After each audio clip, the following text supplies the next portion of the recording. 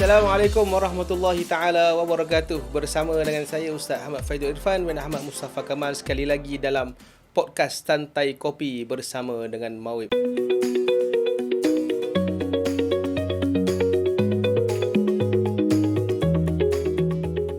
InsyaAllah sama-sama kita berkongsi cerita dari hati, inspirasi kita bersama. Okey, baik. Pada kali ini bersama dengan saya Dr. Razlan daripada Hospital Pakar Pusrawi Kuala Lumpur. Okey, kita akan bertanyakan kepada beliau beberapa perkara lah berkenaan dengan Pusrawi ini.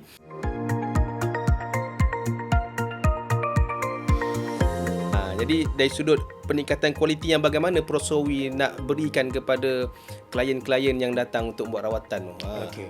Peningkatan kualiti ni sebenarnya memang sangat penting dalam industri kesihatan lah, sebab dia sentiasa memerlukan penambahbaikan. Kita belajar daripada apa yang kita lalui supaya kita boleh memberikan perkhidmatan yang lebih bagus. Jadi dekat Pusrawi, pengurusan sistem kualiti yang kita telah ikuti daripada kita mengambil ISO, daripada kita mengambil MSQH. Okay. ISO juga kita ada dua, satu ISO yang biasa 9100, satu lagi adalah ISO daripada Syariah Compliant. Hospital Pusrawi juga mempunyai telah diberi pensijilan Hospital Syariah Compliant pada tahun 2024. Jadi kesemua perkara-perkara ini, kesemua pengiktirafan ini memang menitik beratkan penjagaan kualiti.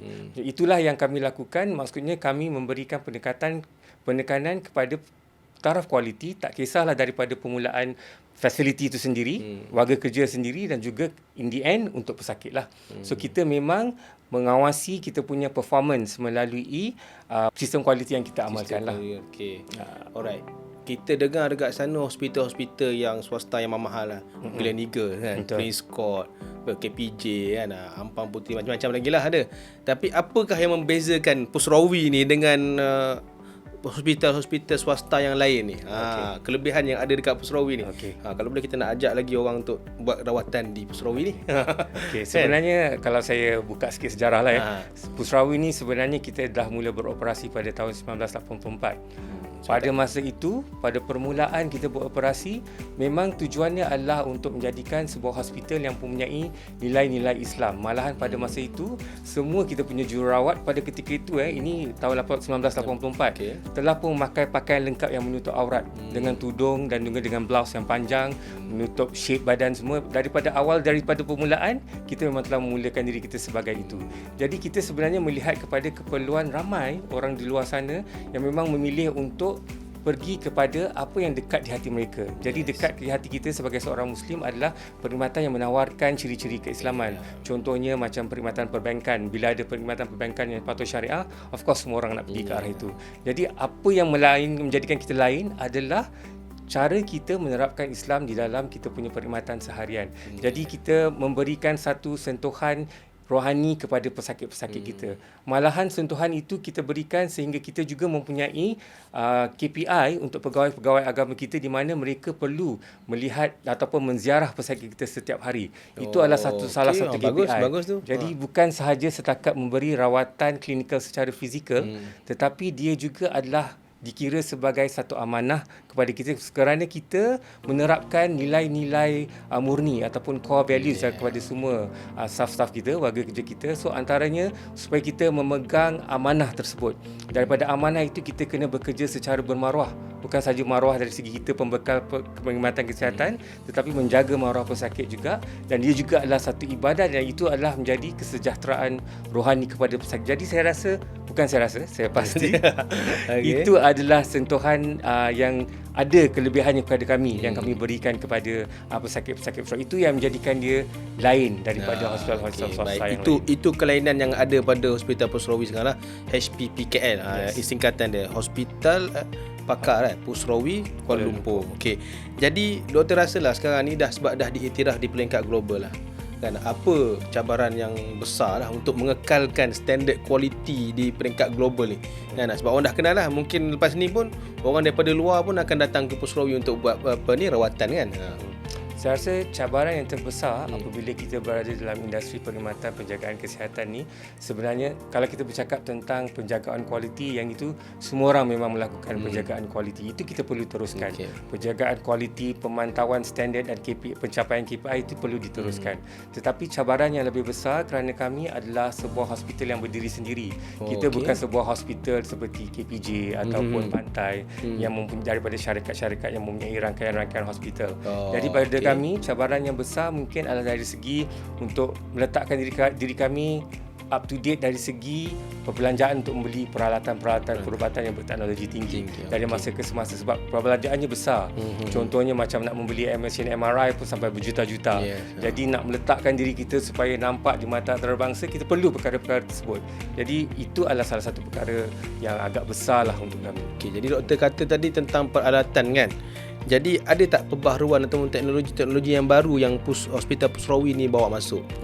Untuk memberikan rawatan yang terbaik kepada klien. So macam saya cakap, macam saya katakan tadi lah kan, peralatan-peralatan di hospital tu di mana-mana pun you perlu ada peralatan yang minimum supaya semua orang datang untuk mendapatkan khidmatan pada you lah. Tapi pada kami, memang kami punya peralatan-peralatan sebut standing dengan hospital lain, tetapi peralatan-peralatan baru yang kami punyai sekarang ni sebenarnya adalah kita tengah mengadakan kita mempunyai satu jabatan rawatan kanser. Jadi dekat jabatan rawatan kanser kami ni, kami mempunyai perkhidmatan untuk stem cell transplant. Jadi tak lama lagi kami akan melancarkan perkhidmatan stem cell transplant ni untuk pesakit-pesakit kanser. Jadi itu adalah satu teknologi yang baru yang akan kami bawa masuk untuk perkhidmatan kami lah. Selain daripada itu, kami juga mempunyai mesin yang untuk mengukur tahap density tulang. Contohnya kalau kita mengesyaki orang yang berumur 60 tahun ke atas mempunyai masalah osteoporosis, jadi kita perlukan mesin ni untuk memberikan kepastian you ada masalah ni, jadi kita boleh mulakan rawatan. Selain daripada itu, kita juga ada mesin seperti fluoroskopi. Fluoroskopi ni macam mesin X-ray, tetapi kalau X-ray gambar dia adalah statik. Fluoroskopi ni macam you tengok wayang. Maksudnya dia boleh nampak perkara tu bergerak in real time. Maksudnya kalau patient tu ada masalah untuk menelan, kita menggunakan mesin ni untuk tengok kat mana dia ada masalah untuk menelan tu. Jadi dia boleh tunjukkan kat mana sekatan ataupun obstruction tu berlaku. Itu adalah antara teknologi-teknologi baru yang kita ada di Pusrawi lah. Bila dengar tadi pembaharuan teknologi baru ni, kos agak tinggi lah. Bila sebut pasal kos pembelian barang untuk diagnosis rawatan ni mahal. Jadi mestilah orang fikir bila Pusrawi dah ada barang mahal, nanti rawatan pun akan jadi mahal. Jadi apakah yang menyebabkan Pusrawi ni untuk mengekalkan perkhidmatan tu pada harga yang mampu milik lah. Mana tidaklah terlalu tinggi kos rawatannya kan. Harga mampu milik ni satu perkara yang besar sebab dia perlu untuk memberikan perkhidmatan kepada ramai orang. Tetapi maksud harga mampu milik dalam perkhidmatan kesihatan ni kita perlu tengok dengan lebih mendalam lagi. Sebab dari tahun ke tahun, apa sahaja yang melibatkan perbelanjaan perubatan, contohnya peralatan, ubat-ubatan, semuanya akan naik. Jadi tiada pun yang akan turun. Setiap tahun perbelanjaan tersebut akan naik. Jadi apabila kita bercakap tentang harga mampu milik, kita juga melibatkan tentang sama ada rawatan itu perlu ke tidak diberikan kepada pesakit. Jadi kita telah memberikan kepastian, puan-puan perlu melakukan perkara ini. Jadi kita juga menjamin bahawa harga yang diberikan itu adalah harga yang memang perlu. Keterangan yang telah diberikan adalah keterangan yang jelas kepada sakit sebelum mereka membuat pilihan untuk mendapatkan perawatan tersebutlah. Jadi harga yang kita berikan itu, kita tak boleh sewenang-wenangnya menurunkan harga supaya kita nak letakkan dia jadi murah. Betul. Sebab dalam perkhidmatan kesihatan, perkara yang penting adalah keselamatan pesakit. Jadi kami memang bolehlah dikatakan mempunyai harga yang kompetitif, tetapi tidaklah setinggi hospital-hospital itu yang kita harapkanlah. Sebab apa? Sebab kita ni ada target-target kita sendiri. Betul. Jadi dengan pengiktirafan yang telah dapat ni tadi kan, World Best Hospital 2025 ni, jadi motivasi untuk Pusrawi ni mengekalkan mutu, misi dan visi lah kan, untuk kecekapan rawatan diagnosis kepada pesakit-pesakit yang hadir. So misi hospital kami sebenarnya adalah hospital pakar pilihan ataupun the preferred specialist hospital. So sebenarnya dalam jangka masa 5 tahun pun kami memang terus akan memegang visi tersebut menjadi hospital pakar pilihan, tetapi kita akan menjadikan pilihan tersebut sebagai sesuatu yang lebih substansial ataupun sesuatu yang lebih kukuh untuk dipegang, sebab melalui perkara-perkara tersebut yang telah saya nyatakan, contohnya kita menjaga kualiti, kita menjaga fasiliti, kita menambah baik experience patient sepanjang mereka berada di Busrawi. Jadi perkara itu kita akan kekalkan supaya kita dapat menjadi hospital yang diyakini. Yang diyakini itu adalah penting, yang pertama, yang dipilih, dan yang ketiga yang disarankan. Maksudnya bila orang datang kepada hospital kita, mereka yakin dengan perkhidmatan kita, mereka memilih perkhidmatan kita, dan mereka akan mensarankan kepada masyarakat di luar bahawa hospital ini mempunyai satu visi yang baik. Okey, baik. Okey, akhir sekali lah doktor. Apa ni, dalam masa tempoh 5 tahun yang akan datang lah kita ambil kan, apakah orang kata titik Busrawi ini untuk menjadikan hospital sebagai hospital pilihan ramai dan juga relevan lah di peringkat global, tak kira lah sama ada pesakit itu datang daripada orang Islam sendiri ataupun non-Muslim pun. Sebab saya pun tengok bukan saja orang Islam saja datang kan, semua memilih sebagai preferred hospital tadi. Saya suka tu tadi. Okay, so sama juga seperti yang saya katakan tadi, macam mana kita nak bergerak ke arah itu. Apa yang kita ada sekarang, the minimum bear yang kita ada sekarang, iaitu penjagaan perkhidmatan dari segi sistem pengurusan kualiti dia, dari segi keselamatan pesakit dia, itu adalah perkara penting, perkara yang kita mesti dahulukan sebelum perkara-perkara yang lain. Jadi macam mana kita nak mencapai perkara-perkara tersebut, of course kita kena ada pengurusan yang baik, kita kena ada perbelanjaan yang cukup, kita kena ada warga kerja yang berkompeten.